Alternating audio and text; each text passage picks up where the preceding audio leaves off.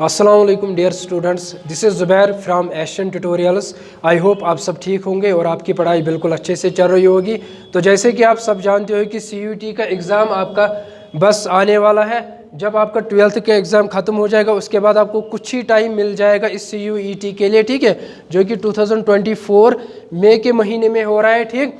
तो उसी के रिगार्डिंग हम आपको कुछ इम्पॉर्टेंट डेट्स बताएंगे, कब आपको एग्ज़ाम फॉर्म फिलअप करना है, कब आपका एग्ज़ाम होगा और एग्ज़ाम फीस क्या होगा, ठीक है। कुछ इंपॉर्टेंट डेट्स बताएंगे, एग्ज़ाम पैटर्न बताएंगे और यहाँ पे हम थोड़ा सा सिलेबस भी डिस्कस करेंगे, ठीक है। अब देखो ध्यान से, बिल्कुल अच्छे से समझना ये CUET होता क्या है। आपका जब 12th का एग्ज़ाम ख़त्म हो जाएगा उसके बाद आपको कॉलेजेस में जाना है, ठीक है। कॉलेजेस में जाने के लिए अब इन्होंने क्या किया है काम, अब आपको CUET एग्ज़ाम देना ज़रूरी है, ठीक है। कंपलसरी इन्होंने बनाया है कि अगर किसी भी स्टूडेंट को कॉलेज में एडमिशन लेना है तो उसको ये एग्ज़ाम पास करना ज़रूरी है, ठीक है। तो पिछले साल भी ये था, लेकिन उसमें कुछ मतलब किसी को पता नहीं था कि किस तरीके से फॉर्म फिलअप करना है, किस तरीके से पढ़ना है। तो पिछले साल फिर भी इन्होंने बहुत कंप्रोमाइज़ किया, लेकिन इस साल ये CUET बहुत ज़्यादा इम्पॉर्टेंट आपके लिए बनने जा रहा है, ठीक है। सबसे पहले हम इम्पॉर्टेंट डेट्स की बात करेंगे, उसके बाद हम बात करेंगे एग्ज़ाम पैटर्न क्या होगा और लास्ट में हम डिस्कस करेंगे इसका सिलेबस क्या होगा, ठीक है। आप किस तरीके से पढ़ाई स्टार्ट करोगे इसके रिगार्डिंग। देखो ध्यान से, एग्ज़ाम फॉर्म फिलअप तो स्टार्ट ऑलरेडी हो गए हैं, लेकिन इसका लास्ट डेट जो है वो 26 मार्च है, ठीक है। बस अब कुछ ही दिन बचे हैं, तो आपका इसका लास्ट डेट जो है वो है 26 मार्च। बेटर क्या रहता है कि लास्ट डेट से पहले ही आपको फॉर्म फिलअप करना है, क्योंकि अगर कोई स्टूडेंट देखो इस डेट का वेट करेगा ना तो उस वक्त साइट पे ओवरलोडिंग हो जाती है, ठीक है। साइट टेक्निकल ग्लिच आता है तो आपका फॉर्म फिलअप कभी कभी नहीं हो पाता है। तो बेस्ट यही है कि आप इस डेट से पहले पहले अपना फॉर्म फिलअप करो, ठीक है। और फॉर्म फिलअप करने के लिए आपको ये जानना ज़रूरी है कि हम किस तरीके से उसको फिलअप करें, मतलब सब्जेक्ट कॉम्बिनेशन क्या रखेंगे, ठीक है, या फिर अपनी सिटी प्रेफरेंस क्या देंगे, एग्ज़ाम आपका कहाँ पे होना चाहिए, ठीक है। तो ये आपको जहन में रखना है। उसके बाद देखो एग्ज़ाम फॉर्म फिलअप का लास्ट डेट कब है, 26 मार्च, ठीक है। तो इससे पहले पहले आप अपना एग्ज़ाम फॉर्म फिलअप करो। उसके बाद एग्ज़ाम कब होगा आपको, अब ध्यान से देखो, इस वक्त आपका एग्ज़ाम कौन सा चल रहा है, 12th का एग्ज़ाम चल रहा है, 12th का एग्ज़ाम चल रहा है। और ये कब ख़त्म होने वाला है, ऑलमोस्ट सबका 28 को ये ख़त्म होने वाला है, ठीक है, 28 मार्च। अब देखो ध्यान से, 28 मार्च आपका एग्ज़ाम ख़त्म होगा और इन्होंने CUET कब रखा है, 15 से लेकर 30 में। लेकिन हम मान के ये चलेंगे कि आपका एग्ज़ाम 15 को ही होगा, ठीक है। उसके बाद जितने भी एक्स्ट्रा डेज मिलेंगे उसमें हम प्रैक्टिस करेंगे, रिवीजन करेंगे, ठीक है। अब देखो ध्यान से, 28 मार्च से लेकर 15 मई तक ऑलमोस्ट ये 47 डेज आते हैं या 48 डेज आते हैं, ठीक है। लेकिन हम क्या काम करेंगे, हम बैच स्टार्ट करने जा रहे हैं 1 अप्रैल से ही। कब से, 1, ताकि आपको बिल्कुल 1-2 दिन रेस्ट मिल जाए, ठीक है। उसके बाद आप बिल्कुल टाइम वेस्ट करने के बगैर ही आप बैच में जुड़ सकते हो और अपना टाइम यहाँ पे दे सकते हो, ठीक है। तो 1 अप्रैल से लेके 15 मई तक हमारे पास कितने डेज आते हैं, 45 डेज। तो 45 डेज में आपको CUET की तैयारी करनी चाहिए बिल्कुल अच्छे से। वो हमारा काम है, हम आपको किस तरीके से पढ़ाएंगे, कितना हम इस एग्ज़ाम को इजी बनाएंगे, ठीक है। मॉक टेस्ट की मतलब मॉक टेस्ट आपको दिलवाएंगे, ठीक है, या फिर आपको प्रीवियस ईयर क्वेश्चन जितने भी आए होंगे उसकी प्रैक्टिस करवाएंगे। बिल्कुल आपको यही से रेडी करवा के जाएंगे कि आपका एग्ज़ाम वहाँ पे किस तरीके से आएगा, ठीक। तो 45 डेज आप मान के चलोगे कि आपका मतलब आपकी तैयारी बस इन दिनों में करनी है। उसके बाद जितने भी दिन मिलेंगे हम उसमें क्या काम करेंगे, हम रिवीजन करेंगे, ठीक है, प्रैक्टिस करेंगे प्रीवियस ईयर क्वेश्चंस की। तो ये हुआ हमारा एग्ज़ाम फॉर्म, उसके बाद ये हुआ हमारा एग्ज़ाम डेट। अब आती है बात एग्ज़ाम फीस की। देखो एग्ज़ाम फीस इन्होंने कितना रखा है, 1000 रुपीज़। कितना रखा है, 1000 रुपीज़। लेकिन ये 1000 रुपीज़ इन्होंने किन के लिए रखा है, जनरल के लिए, मतलब जो जनरल कैटेगरी वाले होते हैं उनके लिए, ठीक। जो रिजर्व्ड कैटेगरीज होती है उनके लिए उन्होंने रिलैक्सेशन दी है 100 रुपीज़ की, तो उनको सिर्फ और सिर्फ कितना पे करना है 900 रुपीज़। ठीक है, 1000 रुपीज़ जनरल वालों के लिए, 900 रुपीज़ किन के लिए, जो भी ओबीसी वाले हैं या ईडब्ल्यूएस वाले हैं। ठीक है, लेकिन जब आप 1000 रुपीज़ पे करोगे, यहाँ पे आप 3 सब्जेक्ट्स के लिए ये पे कर रहे हो, तो ध्यान से जब भी फॉर्म फिलअप करोगे 1000 रुपीज़ आपको पे करना ही करना है, तो क्यों ना आप 3 सब्जेक्ट्स को चूज़ करोगे। अगर आप 2 सब्जेक्ट्स को चूज़ करोगे तब भी आपको 1000 रुपीज़ देना है, अगर आप 3 को चूज़ करोगे तब भी आपको 1000 रुपीज़ देना है। तो बेस्ट क्या रहेगा, आप 3 सब्जेक्ट्स को चूज़ करो और 1000 रुपीज़ पे करो। ठीक है, दूसरी बात, अब अगर किसी स्टूडेंट को ये वो बोल रहा है कि मतलब 3 सब्जेक्ट्स नहीं, मुझे 4 सब्जेक्ट्स चाहिए, मुझे 5 का एग्जाम देना है, तो उसके लिए एडिशनल चार्जेस इन्होंने रखे हैं, वो रखा है इन्होंने 400 रुपीज़। मतलब अगर फॉर एग्जांपल किसी ने 3 सब्जेक्ट्स चूज़ किए, अब वो ये चाहता है कि मैं और एक इसमें ऐड करूं, ठीक है, तो 3 के लिए तो इन्होंने फिक्स किया है 1000। ठीक है, और इस जितने भी आप ऐड इसमें करोगे सब्जेक्ट्स, तो उसके लिए 400 रुपीज़ पर सब्जेक्ट आपको देना पड़ेगा। तो 400 टोटल कितना बन जाएगा, 1400 रुपीज़। ठीक है, तो इसी तरीके से आपको यहाँ पे एग्ज़ाम फीस सबमिट करना पड़ेगा। उसके बाद mode of conduct, mode of conduct यहाँ पे मैंने लिखा है हाइब्रिड। देखो हाइब्रिड का मतलब क्या है, यहाँ पे इस बार इन्होंने ये चेंज लाया है। प्रीवियस ईयर जब CUET का एग्ज़ाम था तब था CBT मोड, CBT मोड मतलब ऑनलाइन। ठीक है, लेकिन इस बार इन्होंने क्या रखा है, हाइब्रिड। हाइब्रिड का मतलब क्या होता है, ऑनलाइन या फिर ऑफलाइन, किसी सब्जेक्ट का ऑनलाइन होगा, किसी सब्जेक्ट का ऑफलाइन होगा, लेकिन ये श्योर नहीं है अभी कि किस सब्जेक्ट का ऑनलाइन होगा, किस सब्जेक्ट का ऑफलाइन होगा। लेकिन हम अपनी तरीके से बिल्कुल कोशिश करेंगे कि आपको ऑनलाइन से भी बिल्कुल अच्छे से प्रैक्टिस करवाए यहाँ पे, और ऑफलाइन से भी आपको बिल्कुल अच्छे से प्रैक्टिस करवाए यहाँ पे। ठीक है, तो उसके बाद आपको अलग से नोटिफिकेशन मिलेगी कि किस सब्जेक्ट का ऑनलाइन होगा और किस सब्जेक्ट का ऑफलाइन होगा। अभी आप मान के चलो कि या तो ऑनलाइन होगा या फिर ऑफलाइन होगा। ठीक है, तो ये मोड ऑफ कंडक्ट है।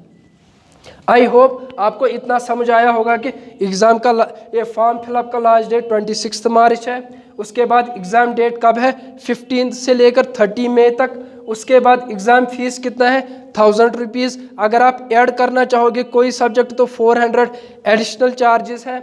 उसके बाद मोड ऑफ कंडक्ट क्या होगा, हाइब्रिड होगा, किसी सब्जेक्ट का ऑनलाइन होगा और किसी सब्जेक्ट क्या होगा, ऑफलाइन होगा। ठीक है, आई होप इतना आपको समझ आया होगा। ठीक, उसके बाद एग्ज़ाम पैटर्न। ठीक है, एग्ज़ाम पैटर्न में आपको क्या मिलेगा, देखो इसमें 3 सेक्शंस होते हैं, पहला सेक्शन, दूसरा सेक्शन, तीसरा सेक्शन। ठीक है, पहला सेक्शन क्या होता है, लैंग्वेज, जो कंपलसरी है, आपको ज़रूरी और ज़रूरी चूज़ करना है, एटलीस्ट कम से कम एक लैंग्वेज आपको सिलेक्ट करना ही करना है। ठीक है, उसके बाद सेक्शन दूसरा क्या है, डोमेन। उसके बाद सेक्शन 3 क्या है, GT जनरल टेस्ट। ठीक है, देखो लैंग्वेज में आपको 33 लैंग्वेजेस मिलते हैं, तो इसमें आप कोई भी चूज़ कर लो। ठीक है, उसके बाद सेक्शन 2 इम्पॉर्टेंट है, डोमेन। ठीक है, डोमेन का मतलब यहाँ पे 27 सब्जेक्ट्स मिलेंगे आपको। 27 सब्जेक्ट्स में आपकी मर्जी, आप कोई भी चूज़ कर लो। ठीक है, अगर कोई मतलब आर्ट्स वाला है वो करेगा choose political science, history, geography, economics. ठीक है, कॉमर्स वाला जो भी उसके 11th 12th में सब्जेक्ट्स रहे होंगे वो वही चूज़ करेगा। स्टैटिस्टिक्स है, अकाउंटेंसी है, इकोनॉमिक्स वहाँ पे भी है। ठीक है, इसी तरीके से अगर कोई मेडिकल वाला कोई स्टूडेंट है वो फिजिक्स करेगा चूज़, केमिस्ट्री कर सकता है, बायो कर सकता है, नॉन मेडिकल वाला मैथ ऐड कर सकता है। ठीक है, तो ये वही डोमेन है। डोमेन में कोई दिक्कत नहीं होनी चाहिए, आप वही सिलेक्ट करो जो आपके 11th और 12th में, ताकि आपको एग्ज़ाम देने में बिल्कुल आसानी हो जाएगी। ठीक है, और प्रिपरेशन में भी बिल्कुल आसाइश हो जाएगी, क्योंकि ये आपने ऑलरेडी पढ़ा होगा 11th में भी और 12th में भी। ठीक है, ये डोमेन में 27 सब्जेक्ट्स है, आपकी मर्जी है, कोई भी चूज़ कर सकते हो। उसके बाद GT हर एक के लिए नया है। ठीक है, GT ना तो आपने 11th में पढ़ा है ना तो आपने 12th में पढ़ा है, इसको बोला जाता है जनरल टेस्ट। इसका सिलेबस पे आपके साथ डिस्कस करूंगा। अब इन्होंने यहाँ पे GT क्यों रखा है, देखो यहाँ पे कोई फॉर एग्जांपल किसी ने 2 सब्जेक्ट्स चूज किए हैं, पॉलिटिकल साइंस और हिस्ट्री, यहाँ पे इंग्लिश किया है। ठीक है, अब देखो GT जिसने सिलेक्ट किया होगा इसकी वजह से वो बहुत सारे सब्जेक्ट्स में एलिजिबल हो सकता है, ठीक है, इसलिए इन्होंने यहाँ पे जीटी रखा है और इसका सिलेबस भी बहुत अच्छा रखा गया है, ठीक है, वो हम लास्ट में डिस्कस करेंगे। उसके बाद ये हो गया एग्जाम पैटर्न, आपको 3 सेक्शंस मिलेंगे, लैंग्वेज, डोमेन, जीटी। उसके बाद ज़्यादा से ज़्यादा मैक्सिमम सब्जेक्ट्स आप कितने चूज़ कर सकते हो, 6 कर सकते हो चूज़, ठीक है। उसके बाद आपका जो वहाँ पे पेपर आ जाएगा, चाहे ऑफलाइन आ जाए चाहे ऑनलाइन आ जाएगा, दोनों का सेम पैटर्न रहेगा, ठीक है, चाहे ऑनलाइन हो चाहे ऑफलाइन हो। लैंग्वेज में आपको 50 क्वेश्चंस मिलेंगे, ठीक है, डोमेन में आपको 50 क्वेश्चंस मिलेंगे, जनरल टेस्ट में आपको 60 क्वेश्चंस मिलेंगे, ठीक है। अब देखो वहाँ पे चॉइस है, आप 50 क्वेश्चंस में कोई भी 40 क्वेश्चंस अटेम्प्ट कर सकते हो, ठीक है, और सारे के सारे 50 क्वेश्चंस सारे के सारे ऑब्जेक्टिव टाइप होंगे, ठीक है। ऑब्जेक्टिव टाइप मतलब आपको एक क्वेश्चन दिया जाएगा और उसमें 4 ऑप्शंस होते हैं, ठीक है। तो ये लैंग्वेज में भी होगा, डोमेन में भी होगा, जीटी में भी होगा, ठीक है। और वहाँ पे आपको चॉइस भी है, आपको 50 में से सिर्फ और सिर्फ कितने करने हैं, 40 क्वेश्चन करने हैं, चाहे लैंग्वेज की बात करें चाहे डोमेन की बात करें, ठीक है। जीटी में आपको 60 क्वेश्चन देखने को मिलेंगे और 60 में से आपको कितने अटेम्प्ट करने हैं, सॉरी यहाँ पे 40 लिखा गया है, आपको 60 में से 50 अटेम्प्ट करने, कितने करने हैं, 50। यहाँ पे भी आपको चॉइस मिलती है, 10 क्वेश्चंस को आप छोड़ सकते हो, सिर्फ और सिर्फ 50 क्वेश्चंस को अटेम्प्ट कर सकते हो। अब आती है बारी टाइम की, टाइम कितना आपको अलॉट किया जाएगा वहाँ पे। देखो लैंग्वेज के लिए आपको 40 क्वेश्चंस करने हैं 45 मिनट्स, ठीक। डोमेन आपको 40 क्वेश्चंस करने हैं 45 मिनट्स में, ठीक। उसके बाद जीटी आपको 50 क्वेश्चंस करने हैं 45 मिनट्स में। यहाँ पे मैंने 60 मिनट्स इसीलिए लिखा है क्योंकि ये उन सब्जेक्ट्स के लिए है जो कैलकुलेटिव होती है, जैसे अकाउंटेंसी है, जैसे स्टैटिस्टिक्स है, जैसे फिजिक्स है, जैसे केमिस्ट्री है, ठीक है। कुछ सब्जेक्ट्स ऐसे होते हैं जहाँ पे कैलकुलेशन की ज़रूरत होती है, तो वहाँ पे उन्होंने कुछ ज़्यादा टाइम रखा है, ठीक है। ऑलमोस्ट आपको 45 मिनट्स मिलते हैं और हर एक क्वेश्चन के लिए आपको 1 मिनट रहता है, ठीक है। इसकी प्रैक्टिस हम आपको बिल्कुल करवाएंगे कि आप किस तरीके से 1 मिनट में एक क्वेश्चन को अटेम्प्ट करोगे, ठीक है। वहाँ पे फिर मेथड्स आते हैं, चाहे फिर ऑप्शन एलिमिनेशन से आप करो या मतलब वो सारे मेथड्स आपको यहाँ पे सिखाए जाएंगे कि एक क्वेश्चन में आप 1 मिनट में आप एक क्वेश्चन को किस तरीके से सॉल्व करोगे, ठीक है। तो ये हुआ टाइम अलॉटेड। उसके बाद आपको कितने क्वेश्चंस वहाँ पे अटेम्प्ट करने हैं और आपको कितने क्वेश्चंस वहाँ पे देखने को मिलेंगे, ठीक है। उसके बाद लास्ट में जो हम डिस्कस करेंगे वो है सिलेबस। देखो सिलेबस बहुत इजी है, इसका बस एक ही जीटी का ही डिफरेंट है, बाकी सबका सेम है। देखो यहाँ पे लैंग्वेज में जो इन्होंने सिलेबस रखा है, इन्होंने रखा है कॉम्प्रहेंसिव रीडिंग, कॉम्प्रहेंशन रीडिंग जिसको आप बोलते हो, और वोकैबुलरी। इस पे आपको फोकस करना है अगर इंग्लिश की बात करेंगे, क्योंकि मैक्सिमम नंबर ऑफ स्टूडेंट्स इसी लैंग्वेज को चूज करेंगे, तो वहाँ पे सिलेबस आपको कॉम्प्रहेंशन रीडिंग मिलेगा और वोकैबुलरी पे कुछ क्वेश्चंस मिलेंगे, ठीक है। डोमेन की अगर हम बात करेंगे, यहाँ पे सेम वही सिलेबस है जो आपके 12th में होगा, लेकिन इम्पॉर्टेंट ये रहेगा कि देखो इस बार जो है एनसीईआरटी में कुछ चैप्टर्स डिलीटेड है, ठीक है, लेकिन यहाँ पे सीयूईटी में वो भी पूछे जाएंगे, ठीक है। यहाँ पे जो भी आपके एनसीईआरटी में डिलीटेड चैप्टर्स है, आप ये समझो कि वो डिलीटेड चैप्टर्स सीयूईटी में पूछे जाते हैं, ठीक है। आप ये ना करो कि आप 12th का सिलेबस देखकर पढ़ोगे, नहीं, आपको 12th में जितने भी डिलीटेड चैप्टर्स है वो भी यहाँ पे इंक्लूडेड है, ठीक है। उसके बाद सेक्शन 3rd, तो डोमेन 27 सब्जेक्ट्स है, इसमें कोई भी चूज कर लो और वही सिलेबस रहेगा जो 12th में है, ठीक है, या 11th 12th में कंबाइन। उसके बाद जो डिलीटेड चैप्टर्स है वो भी इंक्लूडेड है। उसके बाद जीटी की अगर बात करेंगे, जीटी में इन्होंने 4 सब्जेक्ट्स रखे हैं। एक तो इन्होंने रखा है रीजनिंग, ठीक है, रीजनिंग में इन्होंने रखा है दोनों, वर्बल भी और नॉन वर्बल भी, हम सिंपली बोलेंगे रीजनिंग, जिसमें आपको 10 से 12 चैप्टर्स मिलेंगे। उसके बाद इन्होंने और एक सब्जेक्ट रखा है क्वांटिटेटिव एप्टीट्यूड, जिसको सिंपली हम बेसिक मैथमेटिक्स जो आपने 10th तक पढ़ा होता है वही यहाँ पे आता है, ठीक है। उसके बाद करंट अफेयर्स, मतलब जो भी न्यूज़पेपर में कुछ करंट होता है वही यहाँ पे पूछा जाता है। लास्ट में जीके का मतलब होता है जनरल नॉलेज। जनरल नॉलेज मतलब हिस्ट्री के बारे में कुछ पॉइंट्स, जियोग्राफी के बारे में कुछ पॉइंट्स, या फिर पॉलिटिकल साइंस, तो उसके बारे में जनरल नॉलेज आपको पता होना चाहिए, ठीक है। तो ये सब के लिए नया है जीटी, तो इस पे आपको ज़्यादा फोकस करना पड़ेगा। और सिलेबस भी बहुत अच्छा दिया है, क्योंकि जब आप 12th करोगे या फिर जब आप ग्रेजुएट हो जाओगे, आपको किसी ना किसी जॉब के लिए तो अप्लाई करना ही है। वहाँ पे आपको कॉम्पिटिटिव एग्ज़ाम देने पड़ेंगे, और उस कॉम्पिटिटिव एग्ज़ाम के लिए अगर आप देखोगे, चाहे वो SSC हो, चाहे कोई भी सेंटर या स्टेट का एग्ज़ाम हो, तो ये तो आपको पढ़ना ही पढ़ना है। चाहे आज पढ़ो, 12th के बाद पढ़ो, ग्रेजुएशन के बाद पढ़ो, तो ये तो कंपलसरी है। ठीक है, तो ये थोड़ा सा सिलेबस के बारे में था। उसके बाद आई थिंक हमने सारा कुछ कवर किया। सिलेबस हमने देख लिया, एग्ज़ाम पैटर्न हमने देख लिया, इंपॉर्टेंट डेट्स हमने।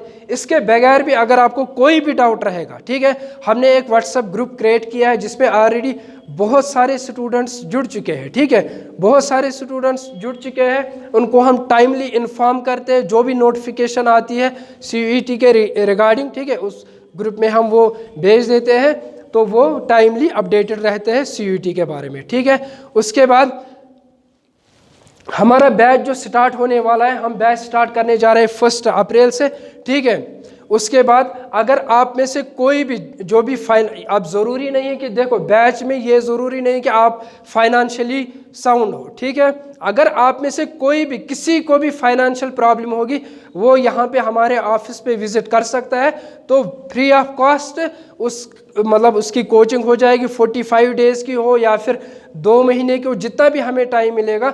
या फिर अगर कोई आप में से बहुत सारे ऑर्फन्स होते हैं जो फ़ी पे नहीं कर सकते हैं, या फिर जिनकी फाइनेंशियल प्रॉब्लम होती है, बिल्कुल उनकी थोड़ी सी वेरिफिकेशन होगी, और उसके बाद वो बिल्कुल फ्री ऑफ कॉस्ट इस बैच में जुड़ सकते हैं, बिल्कुल फ्री ऑफ कॉस्ट। ठीक है, दूसरी बात यह है कि हम क्या करेंगे, यहाँ पे सेपरेट बैचेस हम रखेंगे। ठीक है, यहाँ पे सेपरेट बैचेस हम रखेंगे। गर्ल्स का सेपरेट बैच होगा और बॉयज़ का सेपरेट बैच होगा। ठीक है, 1 अप्रैल आप याद रखोगे, ये पहला इंपॉर्टेंट डेट याद रख लेना कि इस डेट को हम बिल्कुल स्टार्ट करेंगे CUET बैच। आप ये भी जहन में बिल्कुल भी मत रखना कि 2 अप्रैल। ठीक है, बिल्कुल 1 अप्रैल से ही बैच स्टार्ट होगा, सेपरेट बैच स्टार्ट होगा, और गर्ल्स के लिए अलग से स्टार्ट होगा और बॉयज़ के लिए अलग से स्टार्ट होगा। उसके बगैर भी अगर आपको कोई भी इंफॉर्मेशन चाहिए तो आप हमारे नंबर पे कांटेक्ट कर सकते हो, हम आपको टाइमली अपडेटेड रखेंगे। Thank you so much, thank you.